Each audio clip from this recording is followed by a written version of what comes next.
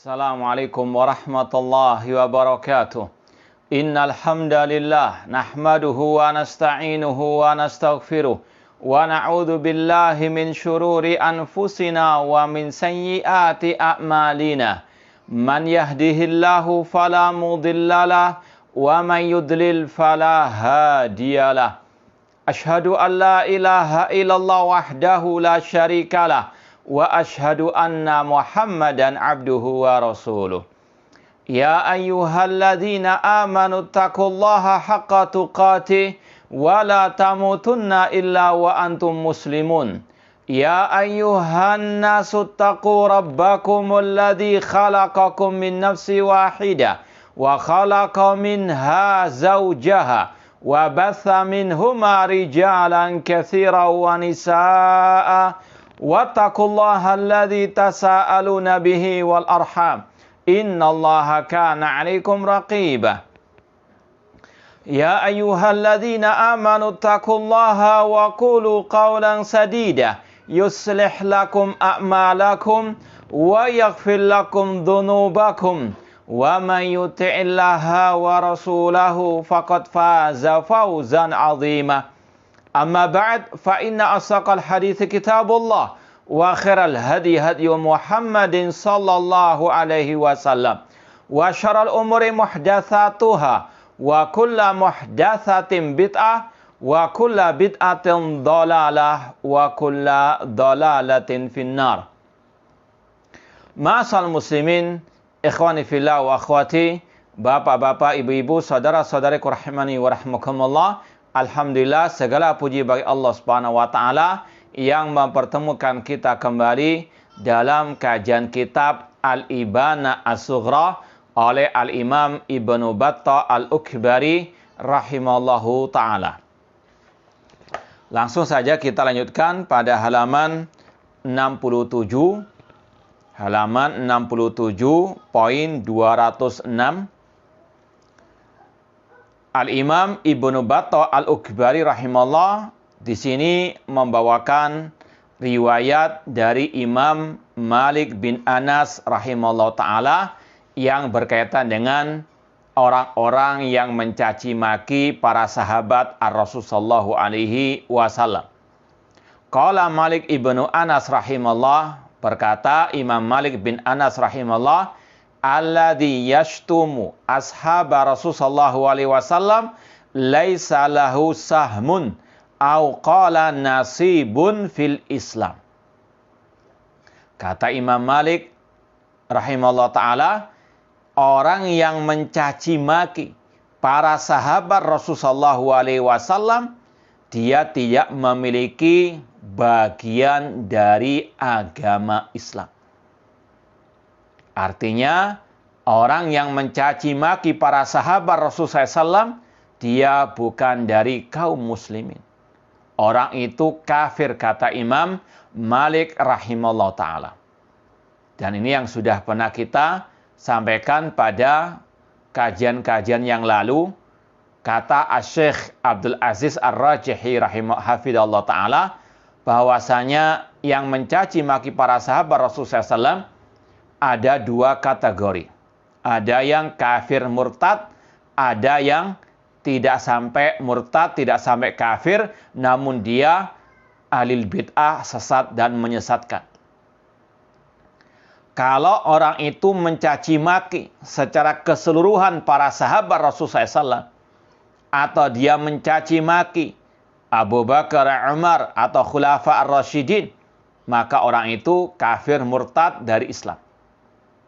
Seperti yang disampaikan juga pada kesempatan yang lalu oleh Imam Ahmad bin Hanbal ketika ditanya tentang orang yang mencaci maki Abu Bakar, Umar, Utsman, dan Aisyah, kata Imam Ahmad, ma'urahu alal Islam. Aku berpendapat, aku mengira dia bukan di atas al-Islam. Demikian pula di sini Imam Malik rahimahullah mengkafirkan orang-orang yang mencaci maki para sahabat Ar-Rasul sallallahu alaihi wasallam. Dan terutama kelompok Syiah Rafidah. Beliau juga mengkafirkannya. Seperti yang dinukil oleh Imam Ibnu Katsir rahimahullah. ketika mentafsirkan surat Al-Fatah ayat yang terakhir, yang mana di dalam ayat itu Allah menjelaskan bagaimana keutamaan para sahabat Rasulullah SAW. Muhammadur Rasulullah walladzina ma'ahu asyidda 'alal kuffar ruhama'u bainahum tarahum ruk'an sujada yabtaghuna fadlan minallahi wa ridwana. Kata Allah, Muhammad adalah utusan Allah. Dan orang-orang yang bersama beliau, yaitu para sahabat, mereka keras tegas kepada orang kafir, lemah lembut, kasih sayang kepada orang-orang yang beriman. Engkau melihat mereka ruku sujud, mengharapkan karunia dan keutamaan ridha dari Allah Subhanahu wa taala. Simahum fi wujuhihim min athari sujud. Tanda-tanda mereka ada pada bekas sujud di wajah-wajah mereka. Kemudian Allah mengatakan sebelum akhir ayat itu, liyaghidha bihimul kuffar. Allah menjadikan orang kafir murka kepada para sahabat Ar-Rasul sallallahu alaihi wasallam. Imam Ibnu Katsir ketika mentafsirkan ayat ini, beliau mengatakan, wa min hadil ayah in ta'za'a al-Imam Malik fi riwayatin anhu bitakfir rawafid li'annahum yubghiduna as-sahabah. Dari ayat ini, Imam Malik dalam salah satu riwayat beliau mengkafirkan kelompok Syiah Rafidhah karena mereka membenci, memurkai para sahabat Ar-Rasul sallallahu alaihi wasallam. Jadi ini yang juga disampaikan oleh Imam Malik dalam riwayat ini yang dinukil oleh Imam Ibnu Battah Al-Uqbai rahimahullah, bahwasanya Imam Malik rahimahullah jelas-jelas mengkafirkan orang-orang yang mencaci maki para sahabat Rasulullah SAW, yang murka kepada para sahabat Rasulullah SAW, terlebih khusus kelompok Syiah Ar-Rafidhah qatalahumullah, yang agama mereka dibangun di atas caci makian, bahkan mengkafirkan para sahabat Ar-Rasul sallallahu alaihi wasallam. Dan sudah sering kita sampaikan, nukilkan ucapan-ucapan tokoh-tokoh mereka. Di antaranya Al-Kulaini dalam kitabnya Al-Kafi, dia mengatakan kana nasu ahla riddah ba'da wafati Rasul sallallahu alaihi wasallam ila thalatha. Semua manusia, yaitu para sahabat, murtad sepeninggal Rasul kecuali 3 saja. Salman, Abu Dzar, dan Miqdad bin Al-Aswar radhiyallahu ta'ala anhum jami'an. Ya, tentunya ditambah dengan Ali dan Ahlu Bait, kata mereka. Adapun Abu Bakar, Umar, Utsman, Muawiyah dianggap kafir oleh mereka, dan juga para sahabat yang lain. Tokoh mereka yang lain yang bernama Al-Majlisi mengatakan, aqidatuna fi tabarru'i annana natabarra'u minal asnamil arba. Akidah kami, yaitu Syiah Rafidhah qatalahumullah, dalam masalah al-bara', berlepas diri, kami berlepas diri dari 4 berhala, kata mereka, yaitu Abu Bakar, Umar, Utsman, dan Muawiyah. Naudzubillah min dzalik. Ya. Dan mereka juga ketika mengajarkan orang, mendikte orang masuk agama Syiah, diajarkan 4 kalimat syahadat.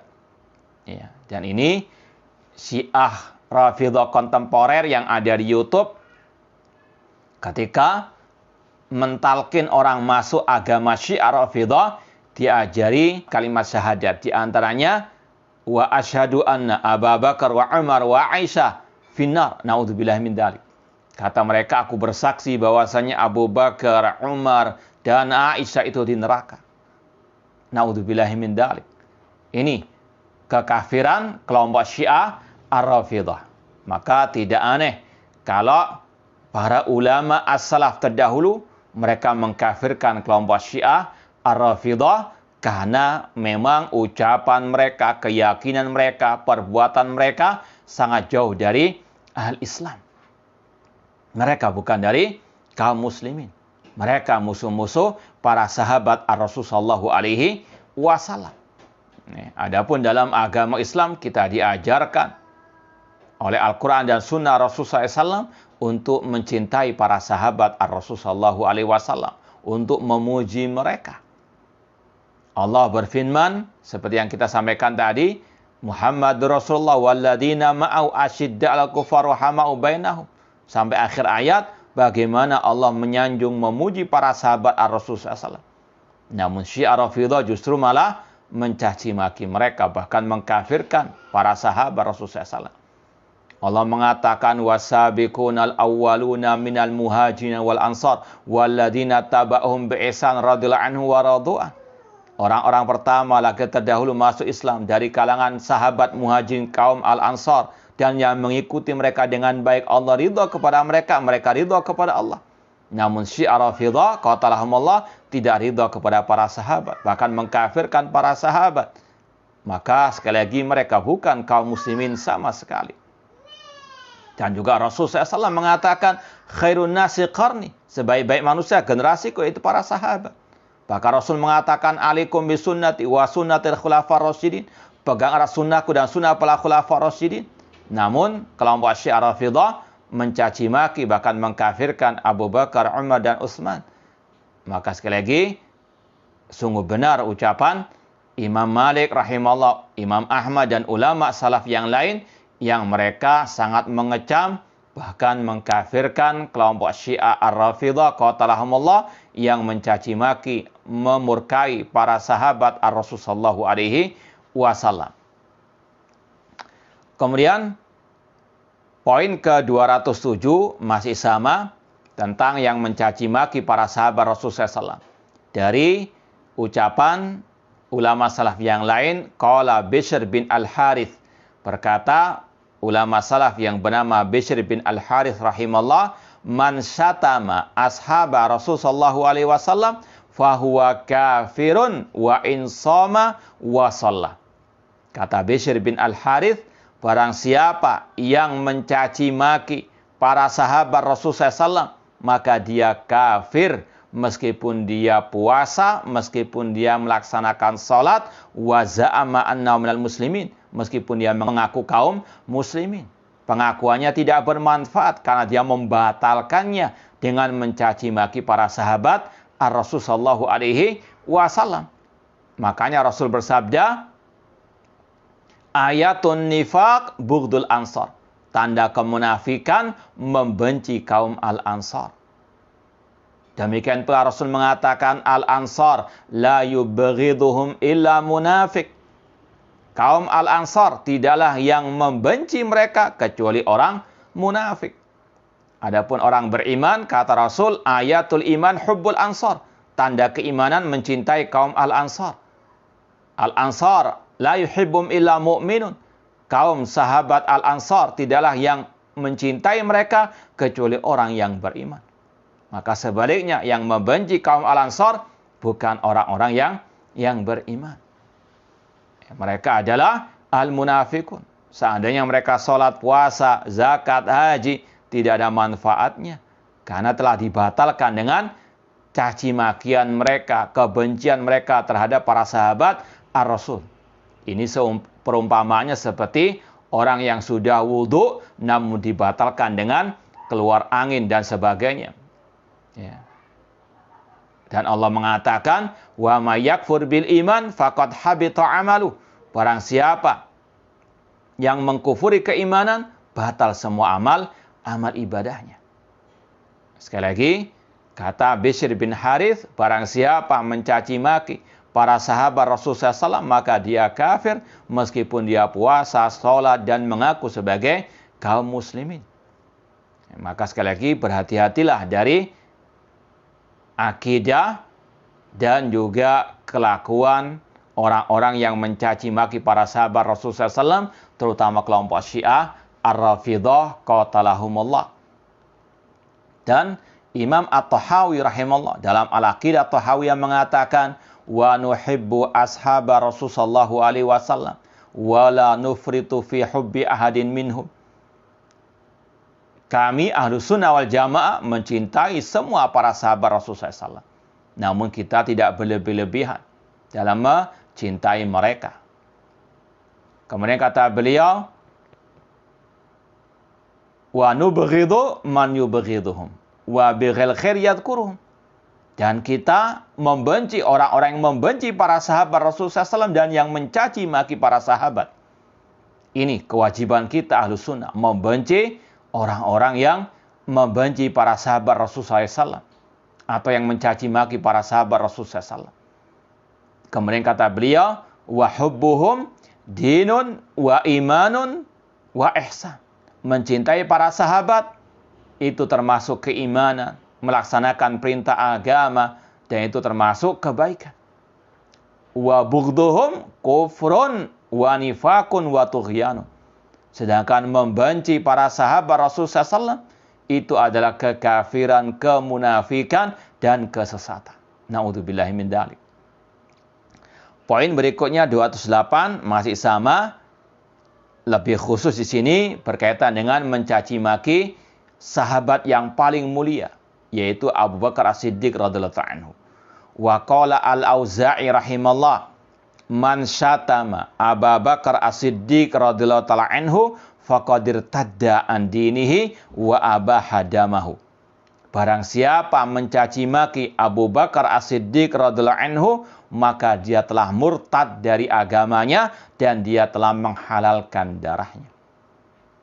Rasul mengatakan, man baddala dinahu faqtulu. Barang siapa merubah agamanya, murtad dari Islam, maka bunuhlah. Dan ini tugasnya pemimpin kaum muslimin, bukan sembarang orang. Ya. Intinya, hukumnya murtad orang yang mencaci maki Abu Bakar As-Siddiq radhiyallahu ta'ala. Ini yang sudah kita sampaikan, yang mencaci maki Al-Khulafa Ar-Rasyidun itu murtad dari Al-Islam. Yang mencaci maki keseluruhan para sahabat atau sebagian besar para sahabat murtad dari Al-Islam. Abu Zur Ar-Razi mengatakan, man idza ra'aita rajulan yantaqisu ahadan min ashabi Rasulullah sallallahu fa'lam annahu zindiq. Kata Imam Abu Zur Ar-Razi rahimahullah ta'ala, apabila Anda melihat seseorang mencaci maki satu saja dari para sahabat Rasulullah SAW, maka dia zindik munafik. Li'anna Rasul, li'anna Al-Quran indana haqqun, wa Rasul indana haqqun. Al-Quran dan Rasul itu hak menurut kami. Wa inna ma'adda ilayna hadal kitab wa sunnah ashabu Rasulullah SAW. Dan yang menyampaikan kepada kita, yang menyampaikan Al-Quran dan Sunnah kepada kita adalah para sahabat Ar-Rasulullah SAW. Wa inna ma yuriduna an yajrahu syuhudana liyubtilul kitab wa sunnah. Orang-orang yang mencaci maki para sahabat sesungguhnya ingin untuk membatalkan Al-Quran dan Sunnah Rasulullah SAW. Ini tujuan utama mereka, untuk menggugurkan Al-Quran dan Sunnah Rasulullah SAW yang dibawa oleh mereka. Maka sekali lagi kewajiban kaum muslimin membela para sahabat. Karena mereka orang yang sangat berjasa kepada kita. Ba'dallah azza wa jalla. Dengan perjuangan keras mereka, kegigihan mereka menyebarkan Islam ke seluruh dunia. Hingga sampailah Islam kepada kita. Maka hal jazaul ihsan ilal ihsan. Tidaklah balasan kebaikan kecuali kebaikan pula. Bukan sebagaimana kelompok Syiah Rafidah yang membenci, mencaci maki, bahkan mengkafirkan para sahabat Rasul, bahkan menvonis mereka masuk neraka. Na'udzubillah min dzalik. Ini agama kufur Syiah, qatalahumullah. Poin ke-209, wa qala Abu Ubaid Al-Qasim ibnu Sallam rahimallah. Berkata Abu Ubaid Al-Qasim ibnu Sallam rahimallah, la hadza lirrafidhi fil fai'i wal ghanimah. Kata Imam Abu Ubaid Al-Qasim bin Sallam, tidak ada sedikit pun bagian entah harta rampasan perang al-fai' ataupun ghanimah bagi orang Syiah Rafidah qatalahumullah. Ini juga sama dengan yang sebelumnya. Intinya bagaimana para ulama salaf mengatakan kelompok Syiah Rafidah mereka murtad, kafir, keluar dari al-Islam. Ya. Sudah kita lewati ucapan Imam Ahmad, Imam Malik, Bishr bin Harith, Imam Al-Auza'i, di sini juga Abu Ubaid Al-Qasim bin Salam. Mereka sepakat mengkafirkan kelompok Syiah Ar-Rafidhah, di antaranya karena mereka mencaci maki para sahabat Ar-Rasul sallallahu alaihi wasallam. Kata Abu Ubaid Al-Qasim bin Salam rahimallah, tidak ada bagian harta rampasan perang bagi kelompok Syiah Ar-Rafidhah.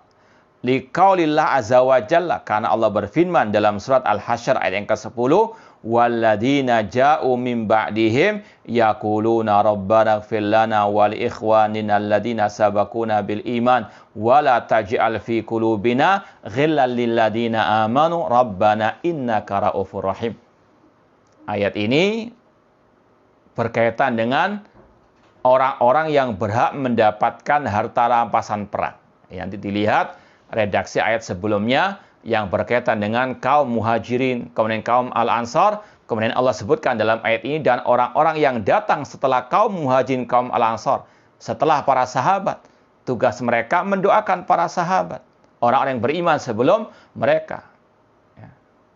Jadi, Imam Abu Ubaid Al-Qasim bin Salam berdalil dengan ayat ini, kelompok Syiah Rafidhah kafir, tidak termasuk bagian dari kaum muslimin karena mereka tidak mendoakan para sahabat Rasulullah SAW, bahkan dalam hati mereka ada kedengkian kepada para sahabat.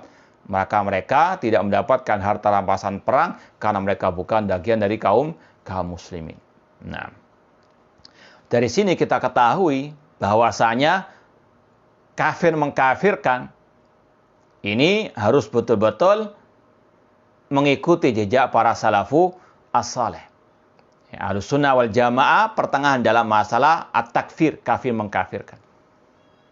Yang pertama, Ahlussunnah wal jamaah berbeda dengan kelompok al-khawarij, yang mereka mengkafirkan sesuatu yang tidak layak dikafirkan, baik dari ucapan, keyakinan maupun perbuatan. Kelompok khawarij terdahulu misalnya mengkafirkan dosa besar atau pelaku dosa besar. Sedangkan dalam syariat, secara pandangan ulama salaf itu bukan kekafiran. Ini bedanya antara kelompok khawarij teroris dengan ulama as-salaf. Ahlussunnah wal jamaah as-salafiyun, mereka mengikuti jejak para salafus saleh, mengkafirkan yang memang dikafirkan oleh para salafus saleh berdasarkan dalil Al-Quran dan Sunnah Rasulullah sallallahu alaihi wasallam. Ya, sekali lagi, Ahlussunnah tidak lain tidak bukan hanya mengikuti jejak para salafus saleh, meneruskan tongkat estafet para salafus saleh di antara masalah babu at-takfir. Nah, poin 210, wa qala Hammad ibnu Zaid rahimallah, kuntu ma'a Ayyub wa Yunus wa ibni Aun famarra bihim Amr bin Ubaid. Kata Hammad bin Zaid, aku pernah berjalan bersama Ayyub As-Sakhtiyani dan Yunus dan juga Ibni Aun dari ulama as-salafus saleh. Famarra bihim Amr bin Ubaid. Kemudian tiba-tiba ada tokoh kelompok ahli bid'ah dari kelompok Mu'tazilah yang melewati mereka, berpapasan dengan ulama salaf tersebut, yaitu Amr bin Ubaid. Amr bin Ubaid, tokohnya kelompok Mu'tazilah. Kalau sekarang kelompok liberal yang menuhankan akal. Amr bin Ubaid ini pelopornya kelompok Mu'tazilah bersama Wasil bin Atha, muridnya Al-Hasan Al-Basri, yang dia menyimpang dari akidahnya gurunya, yaitu dengan mengatakan pelaku dosa besar tidak kafir, tidak mukmin, namun fi manzilah bainal manzilatain, ada di antara dua kedudukan. Ya, ini tokohnya Mu'tazilah, Amr bin Ubaid, berpapasan dengan ulama salaf. Fasallama alaihim. Amr bin Ubaid, ahli bid'ah ini, mengucapkan salam kepada para ulama salaf. Wa waqafa, dan dia pun berhenti menunggu jawaban ulama salaf tersebut. Falam yaruddu alaih. Ulama salaf tersebut tidak menjawab salam Amr bin Ubaid, tokoh Mu'tazilah, tokoh ahli bid'ah. Tsumma jaza. Akhirnya pun dia pergi. Ya. Fama dzakaru. Mereka pun tidak sekali lagi menjawab salam mereka. Ini bentuk hajar ulama salaf terhadap ahlul bidah. Ya, apalagi ketika posisi mereka di atas angin istilahnya. Mereka betul-betul keras tegas kepada ahlul bidah, para penyesat umat. Ya. Dan ini pelajaran bagi kita semuanya. Untuk betul-betul minimal menjauh dari ahli bidah. Bukan malah mendekat. Bukan malah belajar kepada mereka, bermajlis ilmu kepada mereka. Bukan mendatangi rumah mereka untuk asik ngobrol bermesraan. Ya, atau selfie dalam rangka untuk tadi persatuan antara kelompok kaum muslimin. Naudzubillah min dalik. Ya. Sekali lagi, inilah manhaj dan akidah as-salaf. Tegas keras kepada ahli al-bidah. Ya. Bahkan ketika Amr bin Ubaid mengucapkan salam terhadap mereka, mereka tidak mau menjawab salamnya Amr bin Ubaid tadi. Ya. Sekali lagi, minimal harus ada jarak. Harus betul-betul menjauh dari ahli al-bidah agar tidak tertular virus mereka. Dan virus mereka lebih berbahaya daripada virus corona. Nasallallahu ta'ala as-salama wal afiyah fid dunya wal akhirah. Ya. Kemudian poin 211. Wa qala al-Fudail. Al-Fudail bin Iyad rahimahullah berkata, yadullahi alal jamaah. Tangan Allah di atas al-jamaah. Wala yanzurullah ila sahibi bid'ah. Allah tidak mau melihat kepada ahli bid'ah. Di sini ada dua poin yang penting, yaitu kewajiban kita berpegang teguh dengan al-jamaah. Apa itu al-jamaah? Apakah jamaah tabligh? Tentunya tidak. Ya. Apakah jamaah ikhwan muslimin? Tentunya tidak. Ya. Namun al-jamaah di sini seperti yang Rasul sabdakan dalam hadis tentang perpecahan umat. Rasul ketika memperingatkan umat dari kelompok-kelompok sesat, Rasul menyebut ada satu kelompok yang selamat. Sataftariqu hadil umma ala 73 firqa kulluha finnar illa wahidah. Umat Islam akan terpecah menjadi 73 kelompok. Semuanya diancam masuk neraka kecuali satu. Dalam riwayat Rasul mengatakan al-jamaah. Ketika ditanya siapa yang selamat itu, Rasul mengatakan al-jamaah. Ya. Dan Rasul mentafsirkan dalam riwayat yang lain, riwayat Tirmidzi, Rasul mengatakan yang dimaksud kelompok yang selamat tersebut, al-jamaah tersebut adalah ma'ana alaihi wa ashabi, yang mengikuti aku, kata Rasul, dan para sahabatku, terutama dalam masalah al-aqidah. Itu namanya al-jamaah. Banyak kelompok-kelompok sesat, kelompok-kelompok harokah, kelompok teroris juga mengaku al-jamaah. Tapi apalah artinya sebuah nama, namun kalau menyelisihi atau indah di luar, di dalam busuk. Naudzubillahi min dzalik. Ya.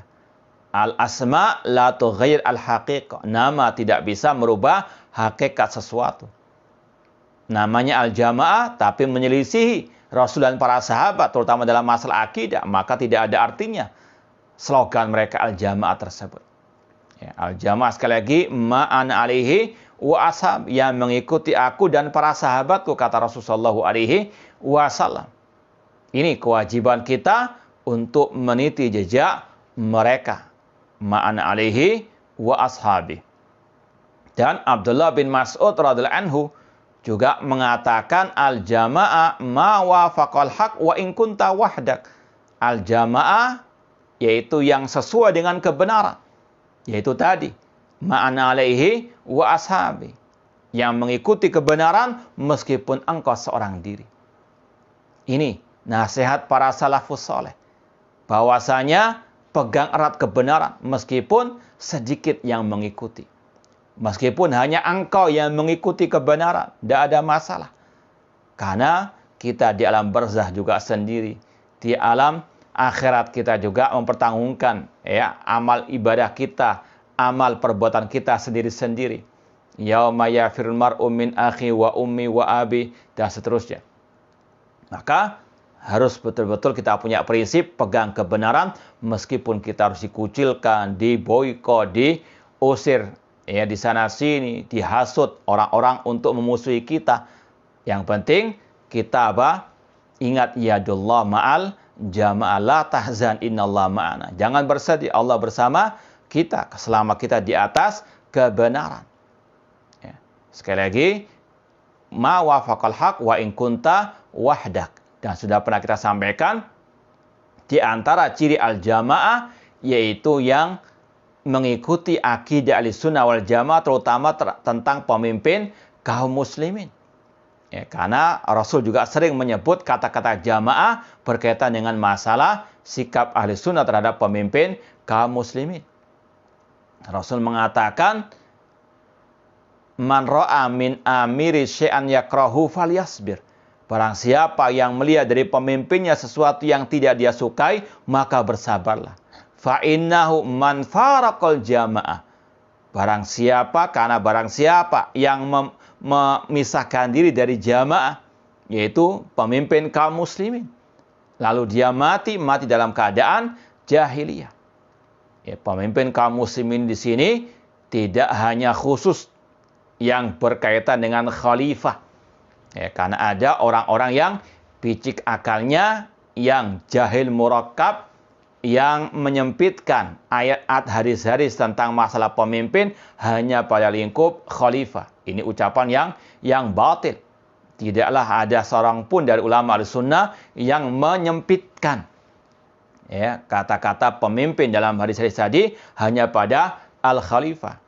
Dan ini yang juga disampaikan Imam Asy-Syaukani rahimahullah ta'ala, bahwasanya sudah berabad-abad lamanya tidak ada kekhalifahan.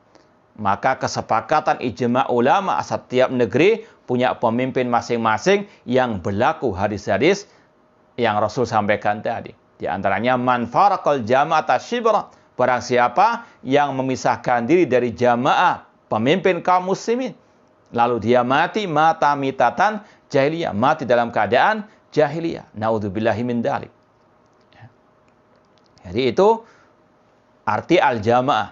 Ya, kalau kita ringkas, al-jamaah induknya ada pada ma'ana alaihi wa ashabi, yang mengikuti aku dan para sahabatku, terutama dalam masalah al-aqidah. Di antara aqidah Ahlussunnah, aqidah Rasul dan para sahabat, yaitu bersabar terhadap kezaliman pemimpin kaum muslimin. Bukan mencaci maki, mengatakan panen dosa, ya, atau mengkritik pemimpin di hadapan umum. Ini kelakuannya Abdullah bin Saba al-Yahudi. Ya, kelakuannya pelopor pendiri Syiah Rafidah qatalahumullah. Ya. Ini sekali lagi wajib untuk apa? Kita waspadai. Nah, intinya yadullah alal jamaah, tangan Allah di atas al-jamaah. Dan Ahlussunnah berkaitan dengan tauhid asma wa sifat meyakini Allah punya tangan. Bal yadahu mabsutatan, bahkan kedua tangan Allah terbentang. Ma manaka anta juda lima khalaqtu biyadayya. Ya, kalau kita bahas masalah tangan Allah di atas al-jamaah, ini Ahlussunnah sebagaimana dalam ayat surat Al-Fatah yang berkaitan dengan baiat Rasul atau baiat para sahabat Rasul terhadap Rasul sallallahu alaihi wasallam. Ya, tangan Allah di atas tangan mereka. Ini tidak ada kontradiksi ataupun kesalahan dalam pemahaman Ahlussunnah wal Jamaah, namun ahlul bidah yang gagal paham. Allah ada di atas dan tangan Allah tentunya ada di atas tangan manusia, para sahabat Rasul SAW dan juga al-jamaah. Ahlussunnah menetapkan sifat al-yad bagi Allah sesuai dengan hakikatnya, bukan sesuatu yang majazi. Dan ini sudah kita bahas dalam kitab Aqidah Salaf Ashabul Hadis. Imam As-Sabuni Asy-Syafi'i rahimahullah mengatakan Ahlussunnah tidak sebagaimana kelompok Mu'tazilah Jahmiyah yang mentakwilkan kedua tangan Allah dengan kedua nikmat Allah atau dua kekuatan. Ini takwil, tahrif, Al-Mu'tazilah dan Al-Jahmiyah. Kemudian dalam ucapan Fudail bin Iyad ini ada pembahasan wala yanzurullah ila sahibi bid'ah. Allah tidak melihat kepada ahli bid'ah. Ini sebagai bentuk al-wa'id, ancaman tentang bahayanya ahli al-bid'ah dan juga al-bid'ah. Maka kewajiban kaum muslimin kembali kepada ma'ana ali wa ashabi. Alaikum bisunnati wa sunnatil khulafar rasyidin dan iyyakum wa muhdatsatil umur. Jauhkanlah diri kalian dari hal-hal yang baru dalam urusan agama. Ya, apalagi dalam masalah al-aqidah. Ikuti akidah Rasul, akidah para sahabat Ar-Rasul sallallahu alaihi wasallam.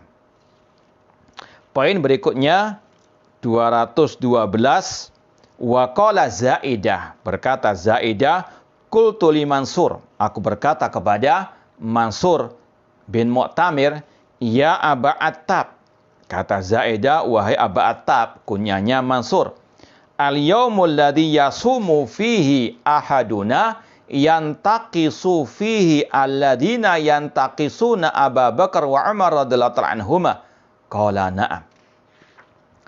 Zaidah bertanya kepada salah satu ulama salaf yang bernama Mansur, wahai Aba Attab, pada saat salah satu dari kita berpuasa, apakah boleh dia menghibah, ngerasani, mengkritik, membantah orang-orang yang mencaci maki Abu Bakar wa Umar radhiyallahu anhuma? Ya, ini pembahasan tentang ghibah terhadap ahli bid'ah. Apakah boleh? Apalagi di saat orang itu berpuasa. Maka apa jawaban ulama salaf yang bernama Mansur? Qala nam, iya boleh. Ya, dan ini juga dilanjutkan pada poin berikutnya, kita sambung langsung. Wa kana al-Hasan yaqul, Imam Al-Hasan Al-Basri rahimahullah berkata, laisa li ashabil bid'ah ghibatun. Tidak ada istilah ghibah terhadap ahli bid'ah. Ya. Membantah, entah dengan menyebutkan langsung namanya atau dengan isyarat. Ya. Yang di situ ada bentuk ngerasani istilahnya, mencela ahli bid'ah. Itu kata para ulama salaf sesuatu yang dibolehkan dalam syariat Allah Subhanahu wa taala. Dan itu tidak termasuk ghibah yang terlarang. Tidak termasuk ke dalam larangan Allah, wala yaktab ba'dukum ba'dah. Ya. Ini dikecualikan dari ghibah yang haram. Ya. Dan ini kesepakatan ulama as-salafus saleh. Ya, kalau mau lebih terperinci lagi, lihat pembahasan Imam An-Nawawi dalam kitab Riyadhus Shalihin. Setelah beliau menyebutkan ghibah yang haram, kemudian beliau melanjutkan dengan pembahasan hal-hal yang tidak termasuk ghibah atau alias ghibah yang dibolehkan. Dan itu diringkas oleh seorang penyair dalam bait syairnya, al-qadhu laisa bighibatin fi sittatin. Kata seorang penyair, mencelah itu bukan termasuk ghibah pada 6 keadaan. Ya. Al-qadhu laisa bighibatin fi sittatin. Yang pertama, mutadzalim. Orang yang terdolimi. Boleh dia mengadu kepada pihak yang berwenang tentang orang yang mendoliminya. Ya. Dan disebutkan oleh Imam Nawawi dan juga ulama yang lain, dalilnya kisah Hindun, istri Abu Sufyan radhiyallahu anhu, yang mengaduh kepada Rasul bahwasanya Abu Sufyan rajulun syahi, orang yang bakhil, tidak memberikan nafkah yang layak baginya dan untuk anak-anaknya. Ya.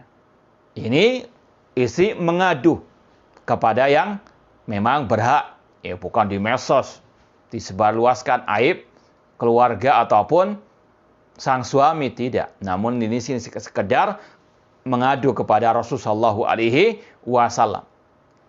Ya. Ini dibolehkan. Ya. Kemudian yang kedua, wa mu'arrifin, yang memperkenalkan seseorang meskipun dengan menyebut salah satu aibnya. Seperti ulama ahli hadis ketika menyebut para perawi dengan istilah-istilah yang di situ ada aibnya. Misal ada nama atau gelar Al-A'raj. Al-A'raj itu yang pincang. Padahal namanya Abdurrahman bin Hurmus misalnya. Atau Al-A'mas yang ada cacat di matanya.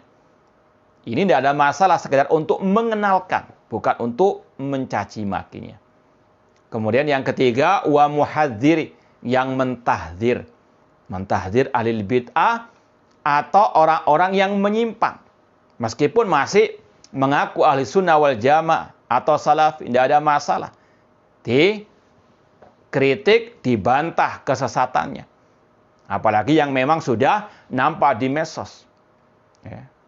Bukan seperti orang yang ketika dibantah kemudian berdusta dengan menuduh yang membantahnya, mencari kesalahan-kesalahan. Ya. Orang itu tidak paham-paham. Ya. Tidak sadar kalau kesalahannya itu, kalau istilah orang Surabaya, telecehan, berserakan di mana-mana. Nggak usah kita cari kesalahannya, kesalahan yang nyari kita, karena sangat banyaknya kesalahannya. Tapi karena kata orang Arab Saudi, mafimuh, nggak sadar-sadar. Ya, kalau dia jahil murakkab, ya, sudah salah, berdusta lagi. Naudzubillah min dzalik. Ini sekali lagi kesalahan yang sudah terekspos, yang sudah berserakan di media sosial, tidak ada masalah untuk dibantah. Ya, ini bukan ghibah yang terlarang. Ya. Namun ada orang-orang yang aneh, bin ajaib, kalau kita yang membantah mereka, kiamat kubroh mereka. Ya. Orang-orang yang fanatik buta itu. Ya. Namun ketika fan mereka, tokoh-tokoh mereka itu membantah kita, mereka bersorak-sorak. Padahal jelas mana hak, mana yang batil. Yang hak mereka nyinyiri, mereka tolak. Yang batil mereka agung-agungkan. Na'udzubillah min dzalik. Ya. Ini sekali lagi bukan termasuk manhaj as-salaf. Al-haq ahaqqu an yuttaba. Kebenaran yang wajib untuk diikuti. Al-batil wajib untuk disingkirkan, dijauhi. Kemudian yang keempat, di antara yang boleh atau dibolehkan dalam menghibah, yaitu dalam kondisi mujahirin fisqan. Kata penyair tadi, mujahirin fisqan, yaitu orang yang fasik, yang menampakkan kefasikannya, mujahir. Ya, itu boleh untuk dighibah. Ya, orang itu misalnya menyuruh orang untuk bermabuk-mabukan, ya, memakai narkoba, dan dia bangga di hadapan orang. Maka seperti itu boleh, meskipun dia fasik, ya, bukan al-bid'ah. Jadi mentahdzir ada dua, mentahdzir alil bid'ah dan yang fasik. Dan itu kata para ulama, kalau dia menampakkan kemaksiatannya, kefasikannya. Beda kalau dia menyembunyikan kemaksiatannya. Maka tidak boleh untuk dibantah di hadapan umum ataupun dibongkar kedoknya. Naudzubillah min dzalik. Ya. Inilah bedanya as-salafus saleh dengan orang-orang yang tidak paham manhaj salafus saleh ketika membantah. Ya. Yang kesalahannya terang benderang, kita nggak boleh mengeksposnya. Ya. Tapi kesalahan yang privasi ataupun yang mereka anggap itu kesalahan, itu diekspos di mana-mana. Ini bukan manhaj salaf. Ya. Kata Syekh Abdul Aziz Ar-Raja'i dalam sarahnya, berkaitan dengan ghibah terhadap orang fasik tadi, itu kalau kefasikannya memang apa? Di hadapan umum. Ya. Namun kalau dia berbuat maksiat atau kesalahan yang tidak di hadapan umum, yang tersembunyi, tidak layak, tidak boleh untuk dighibah. namun dinasihati secara empat mata. Kata beliau, ini di halaman 401, jilid yang pertama, wal ghibah an yakunal insan mastural hal. Ya. Qad akhfa maksiyatahu, fahada la yudhkar fi majami'in nas. Ya. Kalau orang itu berbuat maksiat secara tersembunyi, secara rahasia, maka tidak boleh disebutkan di hadapan manusia. Balil ladzi yanbaghi lil insan an yansahahu. Bahkan yang wajib, yang layak bagi yang lain menasihati fima bainahu wa bainah, antara dia dengan orang tersebut. Ini manhaj as-salaf. Kalau kesalahannya privasi, tertutup, tidak boleh diekspos, tidak boleh dighibah. Tapi kalau kesalahannya di hadapan umum, apalagi di medsos, maka boleh untuk apa? Dibongkar. Jangan dibalik. Maka hati-hati dengan orang-orang yang membalikkan fakta, atau yang manhajnya terbalik, atau yang punya manhaj ganda, standar ganda. Na'udzubillah min dzalik, atau dzul wajhain, punya dua wajah. Tajiduna syarran nas dzal wajhain. Kata Rasul, engkau mendapati manusia yang paling jahat, yang paling buruk, yang memiliki dua wajah. Qatalahumullah. Kemudian, kata penyair tadi, yang kelima yang boleh dalam menghibah, yaitu mustaftin, orang yang minta fatwa. Ya, minta fatwa. Seperti dalam kisah seorang wanita yang minta fatwa kepada Rasul karena dia dilamar oleh dua orang. Disebutkan oleh sang wanita tersebut kepada Rasul. Dia ghibah dua laki-laki yang melamarnya tersebut. Atau Rasul menghibah dua laki-laki tersebut, namun itu ghibah yang dibolehkan. Adapun si fulan, dia itu suka istilahnya memukul wanita. Yang satu tidak punya harta. Rasul menghibah, namun itu ghibah yang boleh demi kemaslahatan sang wanita tersebut. Ya. Ini mustaftin yang minta fatwa. Dan yang keempat, atau yang keenam, yaitu aman talabal i'ana ala izzatil munkari. Orang yang minta tolong kepada pihak atau aparat yang berwajib untuk menyingkirkan kemungkaran. Jadi sekali lagi, secara asal ghibah itu haram. Contohnya tadi, menghibah orang yang salah dalam keadaan tersembunyi. Misalnya Anda melihat ada seseorang dari teman Anda, misalnya ya, dia merokok di tempat yang tersembunyi. Anda apa? Nasihati antara Anda dengan dia, bukan diekspos di hadapan umum. Ya. Atau ada kesalahan antara dia dengan istrinya di rumahnya. Ya. Ketika Anda mendengarkan, mengetahuinya, jangan diekspos di hadapan umum. Itu urusan privasi. Ya. Ini manhaj as-salaf. Ya. Namun kalau kesalahan di medsos, ya, dan itu sudah menyebar di mana-mana, boleh secara asal untuk apa? Dibantah habis-habisan. Ya, maka sekali lagi jangan diputar balikkan. Kemudian kata Al-Hasan tadi, laisa li ashabil bid'ah ghibah. Tidak ada istilah ghibah yang terlarang terhadap ahli bidah. Ya, maka jangan menjadi orang-orang yang sok suci, nggak mau menghibah, namun di belakang ghibah. Na'udzubillah min dzalik. Ya, di medsos pura-pura lemah lembut, padahal luar biasa liar dan jahatnya dan kasarnya. Ya, maka sekali lagi hati-hati dengan orang-orang yang mencela-mencela, yang punya dzul wajhain, yang punya standar ganda. Ini sekali lagi jauh dari akidah, manhaj, dan juga akhlak para salafus saleh. Wallahu ta'ala a'lam. Ya, kita lanjutkan dengan soal jawab yang sudah masuk insyaallah ta'ala. Insyaallah kita lanjutkan pada pertemuan yang akan datang.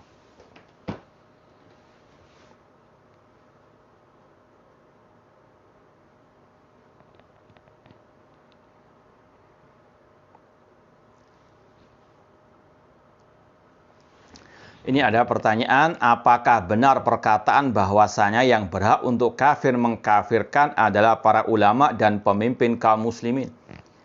Adapun masalah mengkafirkan, ya, mengkafirkan baik secara ucapan, perbuatan, ataupun secara global orang-orangnya, ini tentunya fas'alu ala dzikri in kuntum la ta'lamun. Ya, kepada para al-ulama kita merujuk. Seperti yang kita sampaikan tadi. Ya, kita nggak mengkafirkan Syiah Rafidhah kecuali hanya mengikuti jejak para salafu as-saleh. Ya, kita mengkafirkan mereka karena para salafus saleh mengkafirkan mereka. Jadi sekali lagi kata-kata yang berhak mengkafirkan ulama, iya betul. Dan kita ikuti para ulama. Bukan berarti kita nggak boleh. Boleh selama memang ada apa? Tadi. Rujukannya dari para al-ulama tersebut. Nah.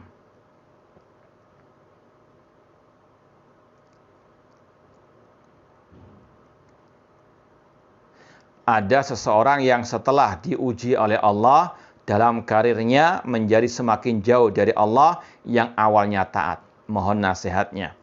Ya, kita mohon kepada Allah. Kita semuanya mohon kepada Allah as-sabat, ketetapan. Ya muqallibal qulub, tsabbit qulubana ala dinik.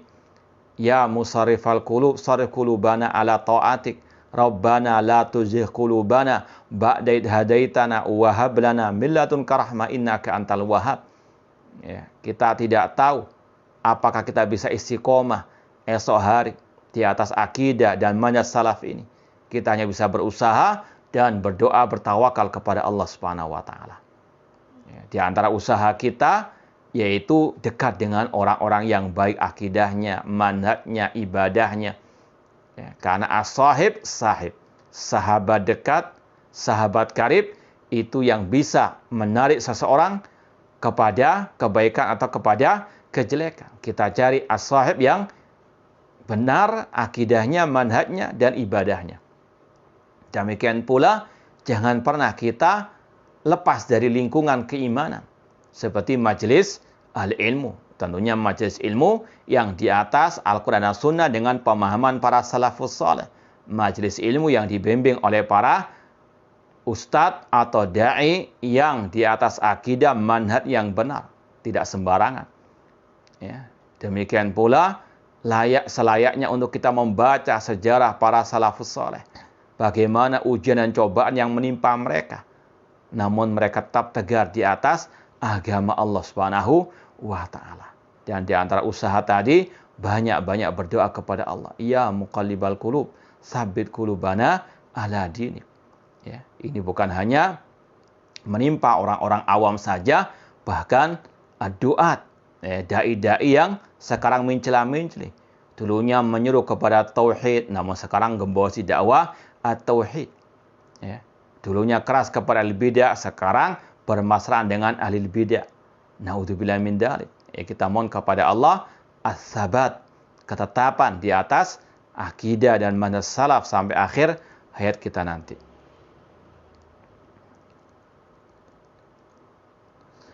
Apakah dibolehkan bagi seorang wanita menunda mengqadha puasa Ramadan hingga bulan Sya'ban dengan bersandar kepada hadis Aisyah serta meyakini mengikutinya itu lebih baik? Ya, kalau lebih baik, kata para ulama, wasari'u ila maghfiratin min rabbikum, yaitu menyegerakan.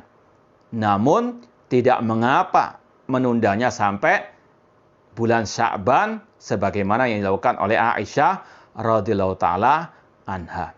Jadi ini sekali lagi, adapun yang paling baik kata para ulama menyegerakan, namun tidak mengapa untuk menundanya sampai bulan Sya'ban sebagaimana riwayat dari Aisyah radhiyallahu taala anha. Wallahu taala a'lam. Ini yang mungkin bisa kita sampaikan pada kajian malam hari ini, semoga bermanfaat. Aqulu qouli hadza wa akhiru da'wana anil hamdulillahirabbil alamin. Wassalamualaikum warahmatullahi wabarakatuh.